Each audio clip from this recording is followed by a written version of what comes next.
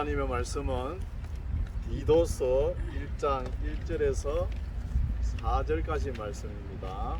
네, 다 같이 읽겠습니다.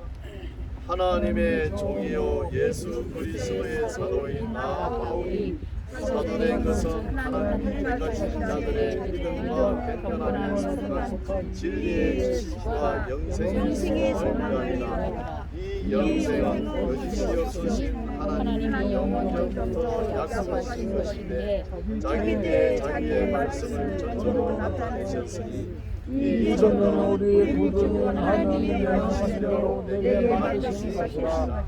같은 믿음을 따라 나의 참 아들의 기도에게 편지하니 하나님 아버지와 그리스도 예수의 기도로 더 은혜와 평강이 내게 있을지어다. 아멘. 할렐루야. 반갑습니다. 네. 햇빛은 쨍쨍하지만 그래도 좀 바람이 부니까 좀 괜찮네요.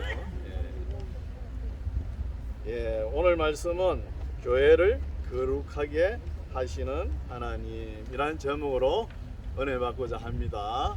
예, 그래서 오늘도 디도가 이 분량이 짧지요. 예, 빨리빨리 읽고 우리가 알았으면은 빨리빨리 실천해야 되는 거예요. 성경 그렇죠? 빨리빨리 그게 중요한 거예요. 예, 오늘 성경사를 참 좋은 간증해 주셨는데 저는 그걸 못 들었어요. 아유, 너무 감명 깊었습니다. 감사합니다. 그래서 우리 그리스도인이 뭐 많이 알아요. 알고는 있는데 이 실천이 잘 안 되잖아요. 그러나 우리가 하나하나 실천해 보는 것도 우리의 신앙의 성장 과정입니다. 성장하는 것을 하나님께서 원하십니다. 그래서 이 디도서를 알라 그러면은 우선 또 배경을 좀 알아야 되겠죠. 왜 이렇게 편지를 쓰게 됐는가? 사도 바울 선생께서 그걸 경로를 좀 말씀드릴게요. 지난달에 말씀드렸을 거예요. 서두에 사도 바울 선생께서 1차 가택연금에서 잠깐 풀려납니다. 1차 가택연금 때 그걸 옥중서신이라 그러죠. 에베소서와 골로새서, 빌립보서, 빌레몬서 4권을 기록하지 않았습니까? 그 중에서 에베소서는 서신의 여왕이라 그래요. 서신의 꽃이죠. 예정론에 대해서 기록이 되어 있으니까. 그리고 골로새서는 그리스도론입니다. 서신의 황태자라 그랬죠.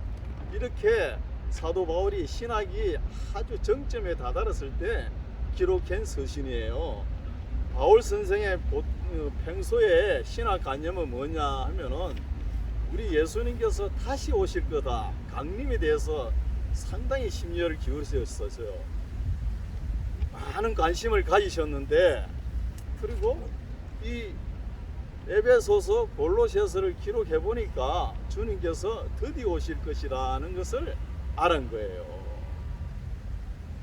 드디어 오실 것이라는 거 알고는 드디어 오시니까 그러면은 바울 선생님께서 거쳐간 교회를 든든하게 세워야 되겠다, 이런 마음을 가지는 거예요.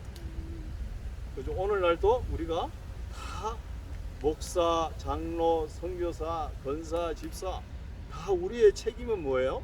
주님 오실 때까지 하나님의 뜻과 심정이 다 녹아있는 이 교회를 든든하게 세워나가는 거예요. 아멘. 이걸 잊어버리면 안 된다는 것이죠. 이걸 그러기 위해서 우리가 목숨을 다하여, 마음을 다하고 성품을 다하여 하나님을 사랑하는 목적이 뭐예요? 교회를 든든하게 세워나가야 되는 것이죠.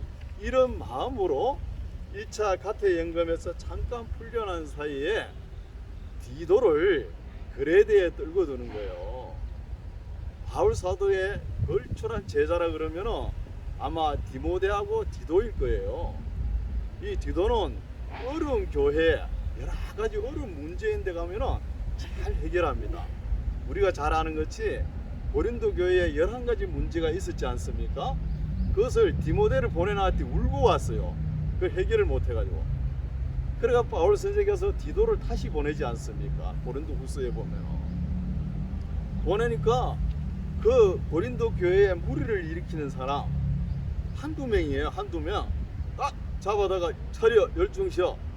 그 사람 내가 오늘부터 성부와 성자와 성령의 이름으로 교회를 나가라 이렇게 명령을 내리는 거예요. 그럼 그 사람 나가버리면 오래 살지도 못해요. 그래서 하나님께서 그 생명을 일찍 거두어 가잖아요. 왜 일찍 거두어 갈까요? 또 돌아다니면서 교회에 무리를 일으키고 이 땅에 있어봤자 죄만 더 짓는 거예요. 그럼 빨리 데려가는 거예요, 하나님께서. 그렇게 일을 잘 처리하는 것을 우리가 고린도후서를 읽어가지고 잘 알 수 있는 거예요. 그래서 디도를 그레데에 떨고 두고, 그리고 히에라폴리스, 또 라오디게아, 골로새 교회를 두루 순방하고, 그리고 에베소 교회에 들립니다. 에베소 교회에 디모데를 떨고 두죠. 디모데는 너무 성품이 온순하니까 어르신들 잘 모시고 이런 또 목회는 참 잘해요, 디모데가. 그래서 에베소 교회에 떨고 두고, 그리고 위로 올라갑니다. 드로아 지역에 그때 바울 선생께서 전도 여행에 출발할 때는 날씨가 좀 쌀쌀했는가 봐요. 외투도 입고 했는데, 근데 거기 도착하니까 날씨가 너무 더운 거예요. 더워가지고 외투도 이제 벗어놓고, 갑오집에 벗어놓고 가죽종에 쓴 책, 성경책도 놔두고 오는 거예요. 놔두고 이제 사모들에게 네아폴리를 거쳐서 빌립보 교회 지방에 가는 거야. 유럽이죠. 빌립보 지방에 가면 빌립보 교회가 있잖아요. 빌립보 교회 가면은 유오디아와 순두개가 있잖아요. 또 아직까지 싸우고 있나 안 싸우고 있나 그거 보는 거지요. 그때까지 싸우고 있었다면 바울 선생한테 혼났겠죠. 빌립보에 항상 그 무리를 일으킨 사람, 두 분류의 여성들, 그렇죠? 이런 것이 성경에는 자세히 기록되지 않았지만 쭉 읽어보면은 이런 것을 파악할 수 있어요. 그래서 빌립보 지역에서 지난달에 했죠. 디모데 전서를 기록했습니다. 전서를 기록하고 이제 암비볼리를 지나가지고 데살로니가 지역에 가는 거예요. 데살로니가 지역에 가면 데살로니가 교회가 있죠. 그 순방하고 아마 거기에서 이 디도서를 기록하지 않았나 봅니다. 우리 성경 이 차례는 디모데전서, 디모데후서 바로 나오죠. 그래 역사를 이래 보면은 디도서가 먼저 기록됐다는 거예요. 디도서가. 그래서 오늘 제가 디도서를 먼저 설교를 하는 겁니다. 그래서 디도에게 이제 디도가 어디에 있죠? 그레데. 그레데에 있는 디도에게 편지를 쓰는 거예요. 이런 배경을 좀 알면은 우리 피부에 와닿죠, 성경이. 그래서 편지를 그 디도에게 편지를 쓰면서 이제 어떤 내용의 말씀이 있냐 하면은 1장에는 문안 인사입니다. 오늘 본문 읽은 거 있죠? 이게 문안 인사예요. 바울 선생의 문안 인사고, 그리고 장로와 감독을 어떻게 세울 것이며 또 어떻게 세울 일꾼을 조심하라는 이런 말씀이 나오는 거예요.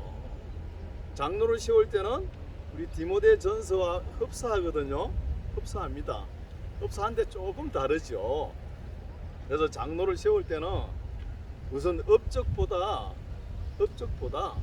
사람이 기본된 도리, 윤리를 먼저 봐야 되는 거예요. 그걸 파악을 못 해가지고 목회자가 함부로 세워가지고 일평생 목회 힘들게 하잖아요. 그렇죠? 인품이 더 중요하다는 것이죠. 그래서 장로를 세울 때 한 아내의 남편이 되고 또 비방과 불순종이 없는 자녀를 둔 자를 세우라는 거예요. 이 말은 뭐냐? 첫째, 가정이 화목해야 된다는 거예요. 우리가 가정이 이게 기본이 튼튼해야 남자가 어디 나가서 일을 열심히 하는 거예요. 가정이 허물어지면은 이 일을 제대로 못 합니다. 그걸 이야기하는 거예요.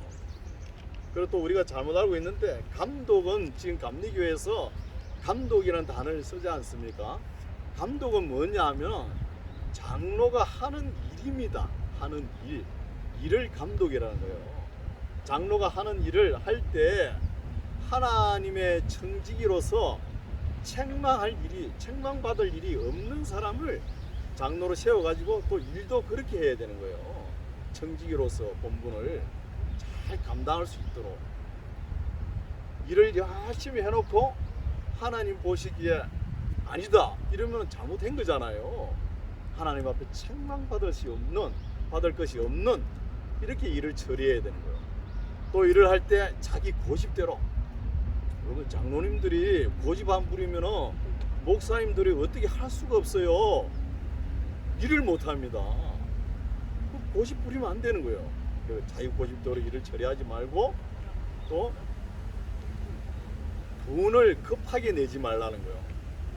화를 내 가지고 자기 감정대로 되지 않는다고 화를 푸르륵 내고 그래갖고 선을 이루겠습니까? 돈을 급하게 내지 말고 또 술을 절개하지 말라는 거예요. 술은 왜 가까이 하지 말라나 하면 술을 가까이 하면 실수하게 됩니다. 사람이 그죠? 감정이 부풀어 오르니까 실수하게 되죠. 그래서 술을 절개하지 말며 또 다투지 말라는 거예요. 다투지 말며 이렇게 선을 행하기를 예비하라는 거예요. 다투지 말고. 이런 것을 우리가 잘 여기 잘 기록되어 있는 거예요. 이런 것을 잘 알면서 우리가 직분자로서 해야 될 본분이 무엇인가 바르게 알고 바르게 실천하면서 교회를 세워나가야 될 줄 믿습니다. 아멘. 이 장에는 어떤 이야기냐 하면은 어르신들의 경륜이 있지 않습니까?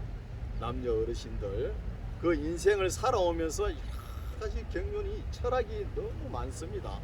이 철학이 절제할 줄 알아라는 거예요. 절제.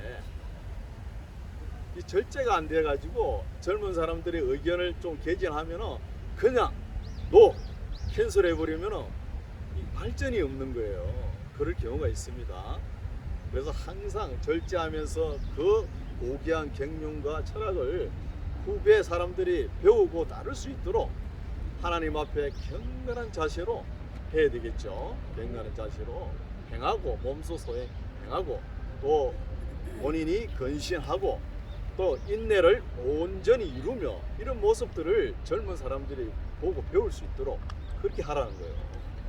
그리고 제일 중요한 것이 참소하지 말라는 말이 있어요. 참소하지 말라.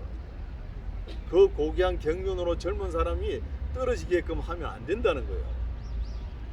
그래야 우리 믿음도 아주 후배 젊은 애들이 배우고 따라올 수 있도록 그렇게 해야 되잖아요. 이런 말씀이 나온 거예요. 이제 3장의 말씀은 선을 행하도록 가르치라는 말씀이 나와요. 선을 행하도록. 이 선을 행하도록 가르치는데 어떤 거예요? 교회 질서를 먼저 이야기하는 거예요. 정사와 건세 잡은 자들에게 복종하며 순종하며 분쟁과 율법에 대하여 다투지 말라는 거예요. 율법에 대해서. 오늘날은 왜 질서가 무너지냐 하면은 오늘날 현 시대를 딱 나눠 가지고 구약은 하나님, 복음은 예수님, 그 이후는 사도행전 1장 8절 이후에는 성령 시대다. 딱 나눠 가지고 생각하니까 어려운 거예요. 하나님 말씀을 구약 말씀을 외치면 성령이 없다는 거예요. 이거 큰 문제입니다. 왜 없어요? 구약을 모르면 하나님을 알 수 있어요? 복음서만 다 알면 됩니까? 아니잖아요. 하나님도 알고 성부 하나님도 알고 성자 예수님도 알고 성령 하나님도 알아야 되는 것이죠. 그래서 계속 복음을 가지고 복음이 먼저냐 율법이 먼저냐 그 풀리지 않는 숙제를 가지고 계속 탁상공론만 하고 앉아 있는 거예요. 신학자 목회자들이. 그럼 뭐가 먼저 기록되어 있죠? 율법이 먼저 기록된 거예요. 율법이. 복음서는 뒤에 기록되어 있잖아요. 율법을 안 지키니까 예수님을 보내가지고 복음이 나오는 거 아닙니까? 그 간단한 문제를 가지고 그걸 가지고 뭐 논의하고 있는 거예요. 이건 문제가 되는 거예요. 그래서 다투지 말라는 거예요. 이게 모든 것이 다 질서와 연결되어 있는 거예요. 아멘. 모든 권세는 위로부터 내려오지 않음이 없다. 이런 말씀이 있지 않습니까? 아멘. 이거 우리가 복종해야 되는 거예요. 오늘날 우리가 민주주의 사회에서 다수결에 의해서 대통령 뽑아놓고 다 후회하잖아요. 우선 윤리부터 못 본 거예요. 못 본 거예요. 그런 것도 다 국민들 자세로 잘 보고 제대로 선출했으면 오늘날 얼마 하지도 않은데 왜 이렇게 불평들이 많습니까? 그렇죠? 이게 다 우리가 잘못된 거예요. 우리가. 그래서 교회도 든든하게 세워 나가려 그러면은 이 질서 있게 하라는 이런 말씀이에요. 아멘. 예, 이런 말씀이고, 그리고 이제 세 번째는 뭐냐 하면은, 네 번째는 이단을 경계하라는 거예요. 이단을 경계. 그 이단은 한두 군 훈계하고 멀리 해야 됩니다. 아멘. 이단을 갖다가 전도해가지고 바르게 인도하겠다 이러다가 그 이단에 빠져가지고 넘어가요. 여러분 요즘 이단은 얼마나 공부 많이 하는 줄 아세요? 여러분 신천지 보시오. 뭐 그 유튜브에 시크릿 가든가 그거 보십시오. 그거 얼마나 가끔 저도 들어요. 이단이 어떤 소리를 하는지 저도 듣는다니까요. 여러분 들으세요. 목사 설교 잘합니다. 또 여호와 정인 그 뭡니까 그거? 여호와 정인 김대성 목사인가요? 아, 나 그분은 깜빡 속을 뻔했다니까 그 설교 듣고. 얼마나 연구했는지 조직적으로 착착착착 맞아 들어가는 거야. 내 생각과 일치하다 이랬는데 나중에 보니까 약간 다르더라고요. 이것도 들어봐야 되는 거예요. 우리가 맨날 정통이나 그러면서 맨날 공부도 안 하고 예수 믿고 구원받고 천국 간다 요것만 알고 있는 거야. 요걸 누가 외치냐? 복음주의에 빠진 사람들이 이것만 외치는 거예요. 그 주의에서 벗어나지 못하는 거예요. 이게 문제인 거예요. 폭넓게 생각해야 되는 것이죠. 성경에는 음지가 있으면 양지가 있는 거예요. 음지도 알고 양지도 알고 골고루 우리가 섭취해야 되는 거예요. 그래야 건전한 신앙생활을 할 수 있습니다. 그리고 또 어리석은 변론이나 족보 이야기를 하지 말라는 거예요. 어리석은 변론. 너무 그런 걸 가지고 티각태각 하면은 서로 아무 무익한 것이 되고 헛것이 된다는 거예요. 그리고 이제 사도 바울 선생께서 아데마와 두기고를 내가 그레데에 보낼 테니까 그레데에 있는 디도 보고 너는 빨리 니고폴리스로 오라는 거예요. 니고폴리라 그랬죠. 니고폴리는 어디냐? 아드리안 해 서안 쪽입니다. 거기는 겨울에 날씨가 따뜻한 곳인가 봐요. 날씨가 따뜻한 곳이니까 거기서 사도 바울 선생께서 그 겨울 큰 대집회를 계획을 했던가 봐요. 그래서 디도도 불러가지고 먼저 사도 바울 선생의 그 전도 여행을 보면은 선발대를 먼저 보내는 거예요. 보내고 바울 선생께서 나중에 가서 집회를 합니다. 그래서 선발대를 보낼 때 디도도 올라오고 다 흩어져 있는 일꾼들 있잖아요. 다 불러드립니다. 먼저 불러드리고 아마 디모데만 빼놓고 다 모였을 거예요. 니고폴리스에. 그래서 그 겨울 큰 집회를 다 마쳤는지 집회를 시작을 했는지 중간점 했는지 기록이 안 돼 있으니까 몰라요. 그래서 모르는데 그 집회 도중에 아마 2차 감옥에 투옥됩니다. 2차 감옥에. 그때는 로마 황제 네로가 완전히 미쳤죠. 불을 지르고 막 마지막 단계잖아요. 그래서 이 2차 감옥에 들어가는데 우리가 잘 아시다시피 마메틴 감옥이죠. 그 감옥은 바위를 쪼아가지고 만든 감옥이에요. 거기에 들어가는 입구에 보면은 팻말이 하나 있어요. 지금도 성지순례 가보면은 팻말이 하나 있는데 그 팻말 글귀가 뭐냐? 이곳에 들어간 자는 모든 희망을 버리라는 거예요. 이 말은 뭐예요? 죽어서 나온다는 거지 않습니까? 그래서 그 감옥에 들어가면은 창문이 조그마한 것이 하나 있는 거예요. 그 창문을 열고 보면은 사행장으로 가는 길밖에 없는 거예요. 그래서 결코는 사도 바울 선생께서 나오지 못하고 그곳에서 디모데 후서를 기록하는 거예요. 그래서 흡사합니다. 디모데전서 이래 가지고 세 권을 목회 서신이라 그러거든요. 그래서 일꾼을 세울 때 조심하라, 그죠? 그래서 이것을 기록할 시기는 한 AD 63년에서 65년, 사도 바울 선생께서 67년 아마 겨울 정도 순교하시거든요. 마음의 띵 감옥에서 한 63년에서 65년 정도 될 겁니다.